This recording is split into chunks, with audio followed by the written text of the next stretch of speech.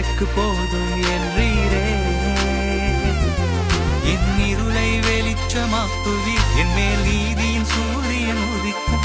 உம்மை தேடுகையில் நான் கண்டு பிடிப்பேன். புதிய ஆண்டுக்குள் வழி நடத்த